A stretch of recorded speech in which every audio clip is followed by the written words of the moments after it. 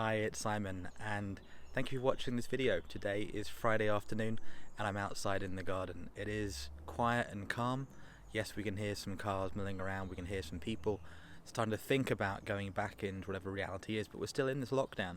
And I know for myself, I'm very thoughtful today. I've been quite thoughtful a lot the last few weeks, but I'm really thinking about what's important. I'm noticing how health is really fronted in my mind, and also this prioritization of what's important, whether possibly before we were hoarding, we were planning, 10, 20, 50 years time, and actually now there's not an urgency, but there is that aspect of going, you know what, if this was the last week, the last month, what would actually make a difference? What would actually really blow me away and blow away the people I care about? What I mean by that is, what would be the things that I would love to be doing and focusing on? One of those is definitely sharing, and I'm doing with this video, sharing as much as possible that which has made a difference to me. The books I've read, the videos I've watched, the people I've interacted with, these ideas, these distinctions I've come across. And I'm also not clear that even if I shared for a few thousand hours, it would make the difference I would like it to make.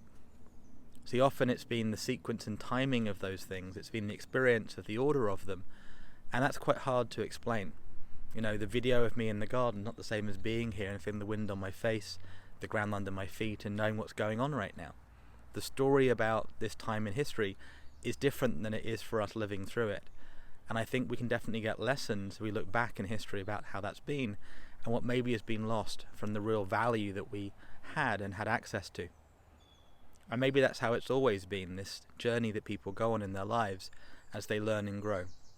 These breakdowns, learning to think of them as fascinating learning opportunities, learning and growing opportunities on the way, not in the way.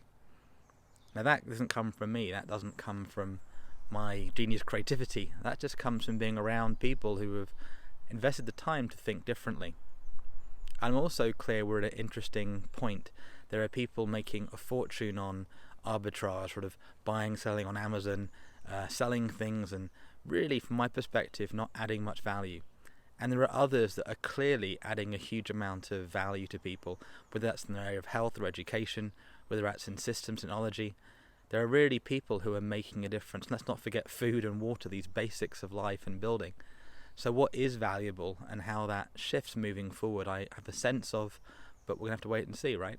I know for myself, I've had people asking to buy things of mine that we own, some of our domain names, and it's been interesting thinking about that. What are they really worth and how do they add value and how could they be valuable moving forward? And also looking at how I can choose to live my life moving forward. Some of that is to do with who I deal with, the kind of people, and who I choose to be in the process. And that's not a new idea, right? We've had this idea for some time of who do you choose to be and how do you create your life and how do you consciously build a life that works for you and ideally for everybody else. And a life that leaves you enthralled and a life that leaves you inspired, right? That can actually get you up in the morning excited by the day, but possibly without that nervousness that so many people have globally of how are they going to feed themselves and their loved ones today, how are they going to survive the day, which is still truthfully a huge issue for many, many people. And I'm very present to right now, I'm sort of in a happy bubble. There's a space where I can think about these things. And there are people I miss and I'm not able to connect with the way I'd like to, but I think about them a lot. And so I've been really focusing on that. And it's Friday. It's about Fun Friday, Friday fun. So I shared a few silly things just because I can. And that's been good too. Actually exploring that side of creativity. Thanks to Christian, a friend of mine in Dubai, he shared something, got me inspired and got me seeing things differently. A little app you can download on your phone. But it's those little bits of magical moments that I think most stick with us. And when I was thinking back the last couple of days, and today, this morning, about those moments that I most remember, they're often times of laughter, of connection, the heart moments. And that can be a surprise birthday party.